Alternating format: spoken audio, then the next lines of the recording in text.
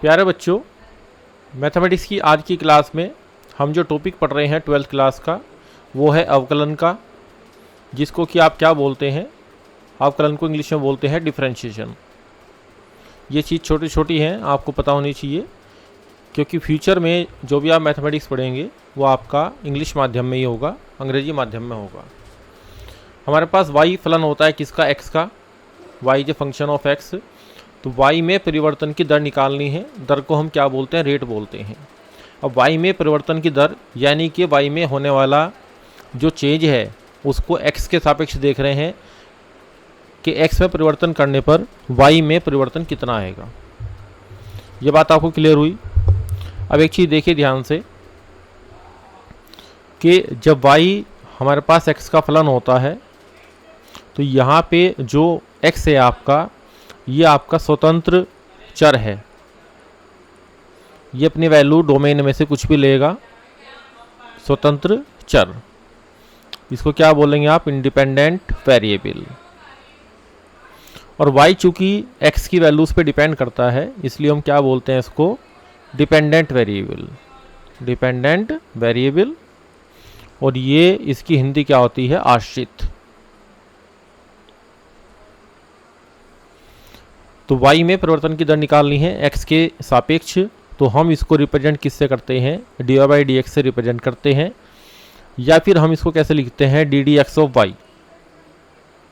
दोनों ही नोटेशन सही है और बार बार लिखना पड़ता है, इसलिए हम इसी को प्रीफर करते हैं। अदरवाइज जो एक्चुअल कैलकुलेशन में लिखा जाता है वो आपका D D X of Y है।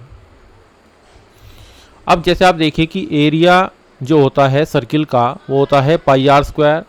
तो ये आर की वैल्यू चेंज करने पे ए की वैल्यू में चेंज आता है।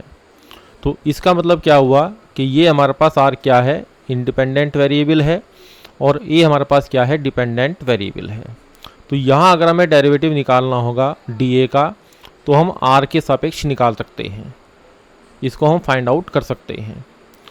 अब नेक्स्ट स्लाइड में हम क्या करेंगे, डिफरेंशिएशन के फॉर्मूले देखेंगे किस तरीके से आते हैं। पहला फॉर्मूला देखिए, यहाँ पे जो आप स्टडी करेंगे उसको पार्ट वाइज करेंगे। पार्ट वन देखिए, सबसे पहले आपको जो डेरिवेटिव निकालने हैं वो ट्रिग्नोमेट्रिक फंक्शंस के फाइंड आउट करने हैं। 11th क्लास में जो आपने एक मेथड सीखा था जिसको कि हम बोलते थे प्रथम सिद्धांत से अवकलन, वहाँ से ये डेरिवेटिव आए हैं। साइन एक्स का डेरिवेटिव कितना होता है, कोस एक्स। अब यहाँ पे क्या है, एक सिस्टमेटिक तरीके से आपको इनको याद करना है। कोस एक्स का डेरिवेटिव माइनस का साइन एक्स, जहाँ जहाँ पे माइनस का साइन आता रहेगा उसको आप ध्यान रखेंगे। फिर आपको डेरिवेटिव फाइंड आउट करना है टेन एक्स का। तो टेन एक्स का डेरिवेटिव आपके पास क्या आएगा, सेक स्क्वायर एक्स आएगा। इसी प्रकार से डेरिवेटिव आप निकालेंगे कोट एक्स का, ये डेरिवेटिव माइनस का कोसेक स्क्वायर एक्स आएगा। फिर डेरिवेटिव निकालेंगे आप सेक एक्स का, तो डेरिवेटिव आपका आएगा सेक एक्स और टेन एक्स। डेरिवेटिव निकालेंगे कोसेक एक्स का, तो माइनस का कोसेक एक्स, और ये क्या आएगा आपका, कोट एक्स आएगा। तो यहाँ तीन जगह मैंने स्टार लगा दिया है जहाँ पे आपका निगेटिव साइन आया है। एक बात मैं आपको और ऊपर स्पेशली बता देता हूँ, जो आपको ये लेक्चर देख रहे हैं आप, ये टोटली फ्री है, कोई भी चार्ज इनका नहीं लिया जाता, सब फ्री ऑफ कॉस्ट है। इसके बाद आप देखिए कि यहाँ पे जब आपने ट्रिग्नोमेट्री में एक सर्व समीकरण पढ़ी थी कि sine square x plus cos square x ये कितना होता है, 1 होता है। तो साइन और कोस आपस में कनेक्टेड हैं। तो डिफरेंशिएशन जब आप करते हैं तो यहाँ भी वे कनेक्ट हो जाते हैं इसके तरीके से। उसके बाद दूसरी आइडेंटिटी आपने पढ़ी थी 1 प्लस टेन स्क्वायर एक्स बराबर सेक स्क्वायर एक्स। तो टेन और सेक आपस में कनेक्टेड हैं। तो आप यहाँ पे देख सकते हैं कि जो टेन का डेरिवेटिव है सेक स्क्वायर एक्स, ये फॉर्मूला, और सेक एक्स का डेरिवेटिव है सेक एक्स टेन एक्स, ये फॉर्मूला। तो ये दोनों आपस में इससे कनेक्टेड हो गए। अब बचे कौन आपके पास, कोसेक और कोट बचे। एक आइडेंटिटी आपने क्या पढ़ी थी, 1 plus cot square X equal to कितना होता है आपका कोसेक स्क्वायर एक्स। तो कोसेक और कोट आपस में क्या है, कनेक्टेड है। तो इसी वजह से आपका कोट का जो डेरिवेटिव आ रहा है, ध्यान से देखिए, साइन किससे कनेक्ट हुआ, कोस से, कोस किससे कनेक्ट हुआ, साइन से। जिनके स्टार्टिंग में सी आ रहा है उनके डेरिवेटिव आपके क्या होते हैं, निगेटिव होते हैं। एक कंसेप्ट क्लियर हुआ कि निगेटिव साइन आपको कहाँ कहाँ शो हो रहा है, ये याद करने का तरीका आपको आना चाहिए। दूसरी बात आपने देख ली कि tan सेक से कनेक्टेड है। ये जो दो फॉर्मूले हैं, ये जो दो फॉर्मूले आप देख रहे हैं, tan का और कोट का, ये आपके पास किसी ट्रिग्नोमेट्रिक फंक्शन के स्क्वायर में आ रहे हैं, और ये जो लास्ट वाले दो फॉर्मूले हैं ये दो की प्रोडक्ट में आ रहे हैं। इस तरीके से आप इनको एक रफ क्राइटेरिया में याद कर सकते हैं, क्योंकि बुक में जो फॉर्मूले लिखे हुए हैं वहाँ उनका लर्निंग मेथड कौन किससे कनेक्टेड है ये चीज़ वहाँ पे मेंशन नहीं है, इसलिए आप इसको याद कर सकते हैं इस तरीके से। तो ये पहला पार्ट हमारा फिनिश हुआ, क्योंकि फॉर्मूलाज को आप क्या करेंगे, माइंड के अंदर लर्न करेंगे, रिवाइज करेंगे, तो वहाँ कोई ना कोई चैनल हमारे पास होना चाहिए, कनेक्टिविटी होनी चाहिए, जिससे अगर हम भूल भी जाते हैं तो चीज़ों को हम ठीक से याद कर पाएँ, रिकॉल कर पाएँ। तो डिफरेंशिएशन का पहला पार्ट आपका कंप्लीट हुआ। सबसे पहले आप इनको लर्न करें, और जिस टाइम आप डिफरेंशिएशन के फॉर्मूले याद करते हैं तो इसका उल्टा भी याद करेंगे। अब देखिए, मैं इसको थोड़ा सा हाईलाइट कर रहा हूँ। अब आपको देखना है,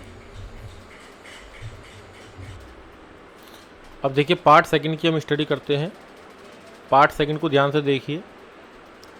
इस पार्ट सेकंड में हम इन्वर्स ट्रिग्नोमेट्रिक फंक्शन की स्टडी करेंगे। इन्वर्स ट्रिग्नोमेट्रिक फंक्शन में दो दो के पेयर में फॉर्मूलाज को आपको याद करना है, एक प्लस में एक माइनस में। देखिए sine inverse x plus cos inverse x, इसकी वैल्यू जब इन्वर्स ट्रिग्नोमेट्रिक फंक्शन में आप पढ़ते हैं तो इनका सम कितना होता है, π/2 होता है।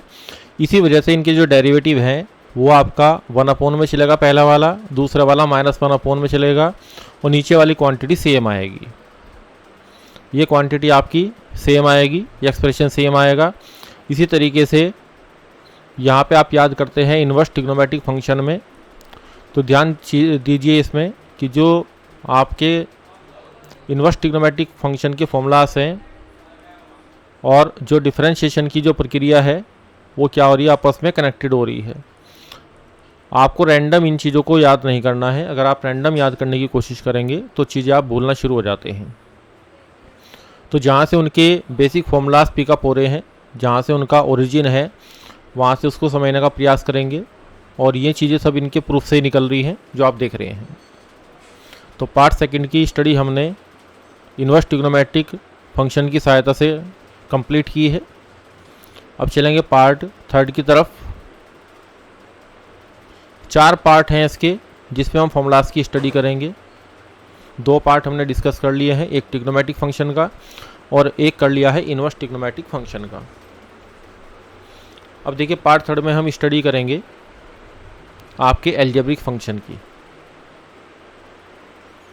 हालांकि जब भी टीचर्स पढ़ाते हैं तो एल्जेब्रिक फंक्शन की स्टडी स्टार्टिंग में करते हैं, लेकिन यहाँ चूँकि 11th क्लास में बच्चे ने स्टडी की हुई है, किसकी, ट्रिग्नोमेट्री की स्टडी की हुई है। जब 12th के चैप्टर शुरू होते हैं तो इन्वर्स ट्रिग्नोमेट्रिक फंक्शन आपको वहाँ पे पढ़ाया जाता है। तो ट्रिग्नोमेट्री और उसका इन्वर्स ट्रिग्नोमेट्रिक फंक्शन, ITF बोलते हैं इसको, ये दोनों आपस में कनेक्टेड हैं। तो सबसे पहला फॉर्मूला जो आप यहाँ पे याद करेंगे, ddx ऑफ x की पावर n, तो n x की पावर n-1 पहला फॉर्मूला यहाँ पे जनरेट होगा। ये पहला फॉर्मूला हुआ पार्ट 3 का एल्जेब्रिक फंक्शन, और इसी के सब्स्टिट्यूट में, मतलब इसी के कंडीशन में जब आप x का डेरिवेटिव करेंगे तो x का डेरिवेटिव 1 आएगा। नंबर 2, डेरिवेटिव आप करेंगे रूट x का, तो ये डेरिवेटिव आपका 1/2 रूट x आएगा, ये आपको याद करना है। फिर आप डेरिवेटिव करेंगे किसका, 1/x का, तो ये डेरिवेटिव आपका -1/x² आता है। तो इसका मतलब ये हुआ कि आपने इस फॉर्मूले के साथ इनको एडिशनली याद करना है कि x का डेरिवेटिव 1 होगा, रूट एक्स का डेरिवेटिव 1/2 रूट एक्स होगा, 1/x का डेरिवेटिव -1/x² होगा।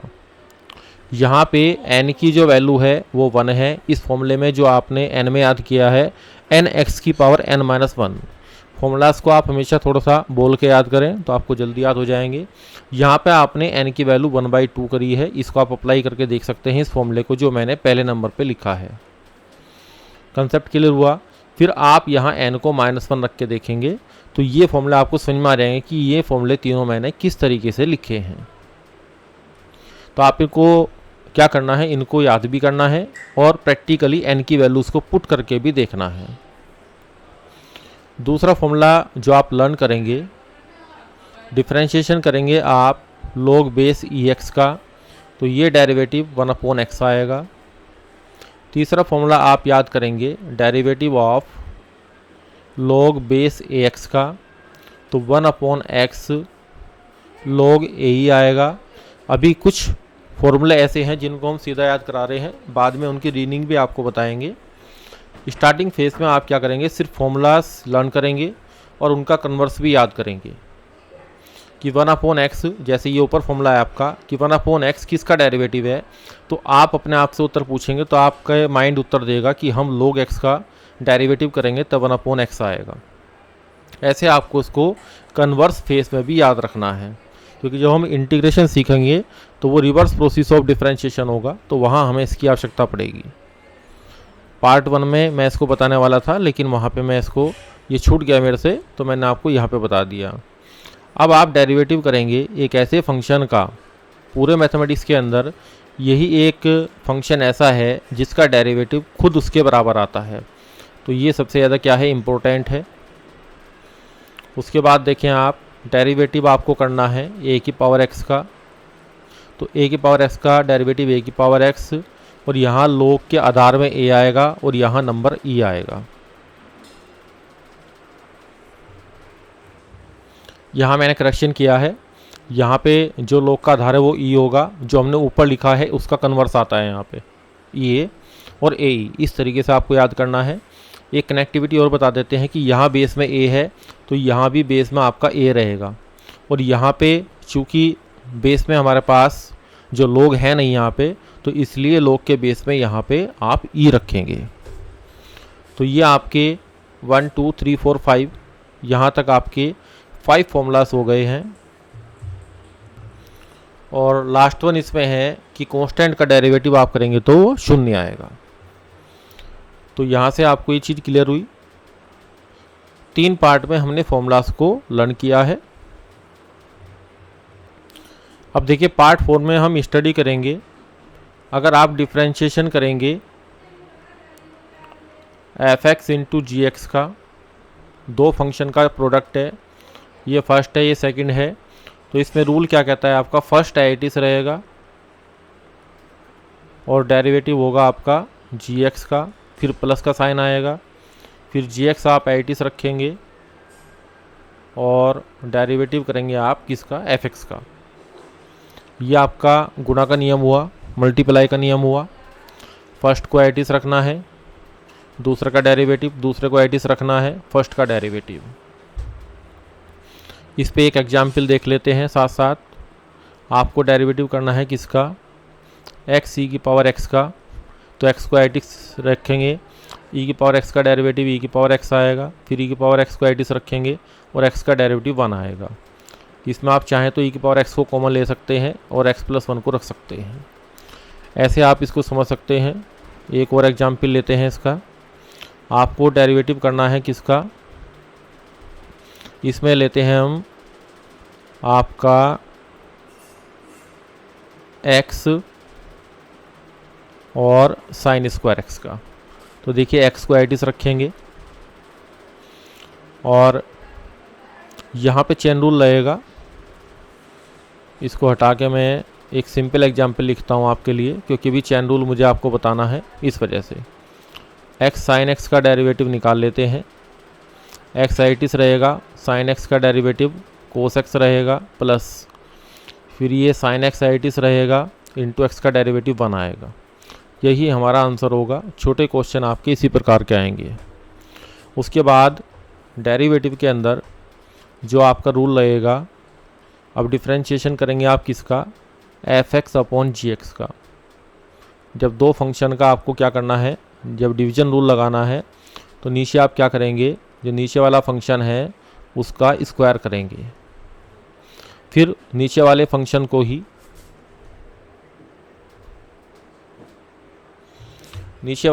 को ही आपको ऊपर रखना है जी एक्स, और फिर डेरिवेटिव करना है एफ एक्स का, फिर माइनस आपको क्या करना है, एफ एक्स को एटिस रखना है और इनटू डेरिवेटिव करना है किसका, जी एक्स का। यहाँ एक बात ध्यान देने वाली है कि यहाँ पे बीच में माइनस का यूज हुआ है। इस फॉर्मूले में, ऊपर वाले फॉर्मूले में देखिए यहाँ प्लस का यूज हुआ है, और मल्टीप्लाई में और डिवीजन में आपका माइनस का यूज हुआ है। अब एक क्वेश्चन देख लेते हैं, हमें डेरिवेटिव करना है किसका, x अपॉन साइन एक्स का मैं डेरिवेटिव करता हूँ। तो यहाँ पे आप क्या करेंगे, साइन एक्स का स्क्वायर करेंगे, जो आप यहाँ पे स्क्वायर लगाते हैं उसको हम यहाँ भी लिख सकते हैं, फिर साइन एक्स एटिस रहेगा ऊपर, फिर ऊपर फंक्शन हमारा क्या है, x है, उसका डेरिवेटिव 1 आएगा माइनस, फिर आप x एटिस लिखेंगे और साइन एक्स का डेरिवेटिव क्या लिखेंगे, कोस एक्स लिखेंगे। थोड़ा सिंप्लीफाई करेंगे और हमारा आंसर इस तरीके से आ जाएगा। तो यहाँ हमने आपको दो रूल पढ़ाए हैं, एक आपका प्रोडक्ट का रूल है, एक गुणा का रूल है, और एक आपका डिवीजन का रूल है, एक आपका भाग का रूल है, एक आपका गुणा का रूल है। अब एक रूल है आपका चेन रूल बोलते हैं जिसको। तो पहला जो पार्ट था इसका, पार्ट 4 जिसकी हम स्टडी कर रहे थे,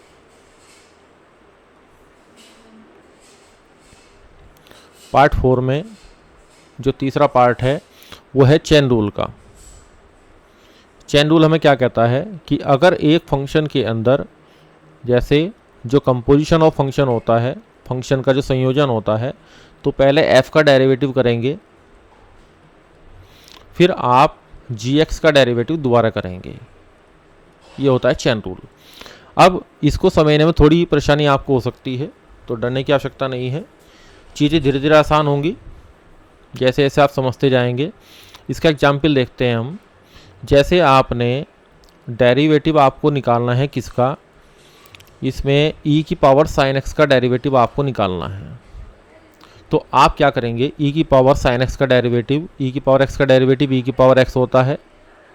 अब x के स्थान पे साइन x आया है, अब डेरिवेटिव करेंगे आप, एक दो एग्जाम्पल में तो आप लिख लें डेरिवेटिव ऑफ साइन x, अब आप इजीली लिख पाएंगे e की पावर साइन x, और साइन x का डेरिवेटिव कितना होगा, कोस x।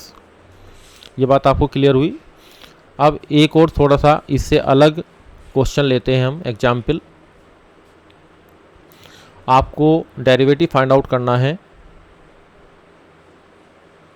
साइन स्क्वायर एक्स का। अब आप यहाँ ध्यान से देखिए, सबसे पहले फंक्शन के ऊपर आपको पावर दिखाई दे रही है, तो पावर नीचे आएगी nx की पावर n-1, पावर -1 करेंगे तो यहाँ पर आएगा, लेकिन x के स्थान पे डेरिवेटिव आया तो इसका डेरिवेटिव दोबारा करेंगे। ऊपर भी हमने साइन एक्स का डेरिवेटिव दोबारा किया था, अब यहाँ इस साइन एक्स का डेरिवेटिव दोबारा करेंगे, तो ये डेरिवेटिव आपका कोस एक्स आएगा। यही हमारा उत्तर आएगा, 2 sin x cos x। Formula आप क्लोज करेंगे तो हम इसको sin 2x भी लिख सकते हैं। एक और थोड़ा सा क्वेश्चन करते हैं, एग्जाम्पल करते हैं, जिसके माध्यम से आपको चीज़ों को समझने में आसानी होगी। जैसे आपको दे दिया गया tan sin इनवर्स √x। अब यहाँ जो कंपोजिशन चल रहा है वो 3 बार चल रहा है, एक tan का, sin इनवर्स का, एक √x का। तो सबसे पहले आप जो आउटर फंक्शन है आपका, सबसे पहला फंक्शन जो आउटर वाला है उसको ध्यान से देखिए, tan x है। tan x का डेरिवेटिव क्या होता है, sec स्क्वायर x होता है। अब ये सारा हमारे लिए x है, तो हम इसको ब्रैकेट में x के स्थान पर रख देंगे sin इनवर्स √x। अब sin इनवर्स √x का डेरिवेटिव दोबारा करना पड़ेगा, क्योंकि हमारा जो बेस फंक्शन है ये tan x जो था उसका डेरिवेटिव मैंने यहाँ पे sec स्क्वायर कर दिया। अब x के स्थान पे जो आ रहा है उसका डेरिवेटिव दोबारा, तो sin इनवर्स x का डेरिवेटिव क्या होता है, 1/√1 - x² करेंगे तो ये आपका रूट एक्स का क्या हो जाएगा, स्क्वायर हो जाएगा। अब रूट एक्स यहाँ पे एक्स के स्थान पे आ रहा है, तो रूट एक्स का डेरिवेटिव 1/2 रूट एक्स। तो इस तरीके से आप आंसर को लिख पाएंगे। आपकी बुक में चाहे एनसीईआरटी है और या कोई आपने साइड में जो भी बुक ले रखी है, एडिशनल कोई बुक ले रखी है, या आपके प्रीवियस ईयर के क्वेश्चंस हैं किसी भी बोर्ड के, तो आप उन सबको करके देख सकते हैं। तो आज हमने क्या किया, 4 पार्ट में हमने स्टडी करी है फॉर्मूलाज की। तो आप इनको मेमोराइज़ करेंगे किस तरीके से कि फर्स्ट नंबर पे आपको जो स्टडी करनी है वो ट्रिग्नोमेट्रिक फंक्शन की स्टडी करनी है कि इनके डिफरेंशिएशन क्या होंगे। सेकंड नंबर पे फर्स्ट नंबर ये हुआ। सेकंड नंबर पे ITF इनवर्स ट्रिग्नोमेट्रिक फंक्शन, जिसको कि आप क्या बोलते हैं, प्रतिलोमवर्तीय फलन, इसकी स्टडी करेंगे। नंबर 3 पे आप स्टडी करेंगे एल्जेब्रिक फंक्शन की। एल्जेब्रिक फंक्शन को क्या बोलते हैं, बीज गणितीय, आपका बीजीय जो फलन होते हैं उनकी। तो ये एल्जेब्रा से कनेक्टेड है, इसलिए इसमें आप एल्जेब्रिक फंक्शन की स्टडी करेंगे। और यहाँ पे आप जो स्टडी करेंगे आपका प्रोडक्ट रूल, डिवीजन रूल और कंपोजिशन ऑफ फंक्शन,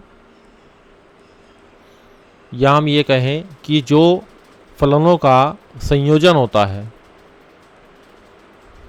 जिसको कंपोजिशन बोलते हैं, कि दो फंक्शन को मर्ज करके आपने क्या किया, दो फंक्शन को आपने मर्ज किया और उससे एक नया फंक्शन बनाया।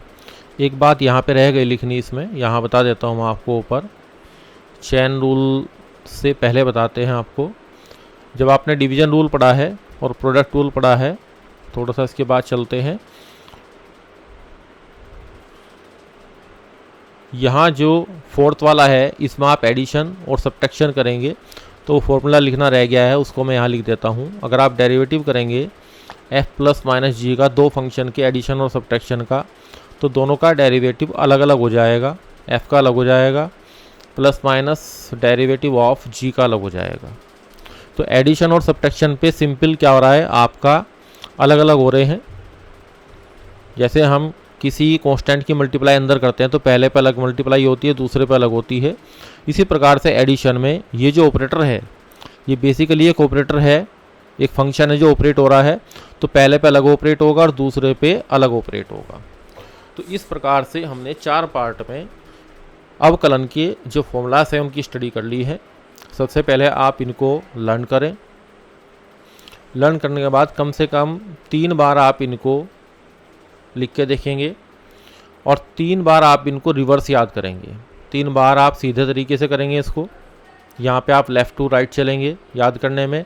उसके बाद आपको यहीं पे ही एक काम और करना है, राइट टू लेफ़्ट चलना है। क्यों करना है, क्योंकि जब हम आपको इंटीग्रेशन पढ़ाएंगे तो बार बार हम उसकी रिकॉलिंग कराएंगे आपको कि साइन एक्स का डेरिवेटिव कोस एक्स है, तो कोस एक्स इसका डेरिवेटिव है, तो आप उत्तर देंगे साइन एक्स का। आप कहेंगे log x का डेरिवेटिव 1/x है, तो हम कहेंगे 1/x किसका डेरिवेटिव है, तो आप उत्तर क्या देंगे, log x का। तो ऐसे उल्टा भी आपको याद करना है, क्योंकि हमारा जो पूरा इंटीग्रेशन है इसी के ऊपर बेस है। अगर हम उसको रिवर्स फेस में याद नहीं करेंगे अभी, तो हमारे फॉर्मूले सीधे तो याद हो जाएंगे लेकिन रिवर्स फेस में याद नहीं हो पाएंगे। वहाँ उनको दोबारा फिर याद करना पड़ता है। जितनी मेहनत अब लग रही है 3 बार याद करने में, उतनी ही मेहनत आपकी यहाँ पे भी लगती है। तो हम डबल मेहनत नहीं करेंगे, सिंगल एक ही फेस में दोनों फॉर्मूले आप क्या करेंगे, लर्न करेंगे, left to right, right to left, इस तरीके से। इसके बाद आती है क्वेश्चन की सॉल्विंग की, कि क्वेश्चन हम किस प्रकार से करेंगे। तो नेक्स्ट लेक्चर में हम आपको यही सिखाएंगे कि जो आपकी एक्सरसाइज है अवकलन की एनसीईआरटी में 5.1 से लेके, और चाहे आपकी पुरानी बुक है चाहे नई बुक है, सभी में ही सेम प्रोसीजर है सीखने का। थोड़े बहुत क्वेश्चन या एक आधी एक्सरसाइज वहाँ से हटा दी गई है जो थोड़ी ज़्यादा टफ थी, बाकी और कोई मेजर चेंज इसमें नहीं है। उनको भी आप सीखना चाहे तो सीख सकते हैं। हम जो आपको टूल बताएंगे, इन टूल के अंदर में सभी टेक्निक्स आपकी आएंगी, आप दोनों किताब हल कर सकते हैं। फ़िलहाल अपने पेपर के अकॉर्डिंग जो आपका 12th क्लास का पेपर है, आप जो न्यू बुक एनसीईआरटी की आ रही है उसको ही फॉलो करेंगे। अगर आपके पास समय बचता है तो ओल्ड वाली एक्सरसाइज जिनको कंपटीशन के एग्ज़ाम देने हैं वो उनको हल कर सकते हैं।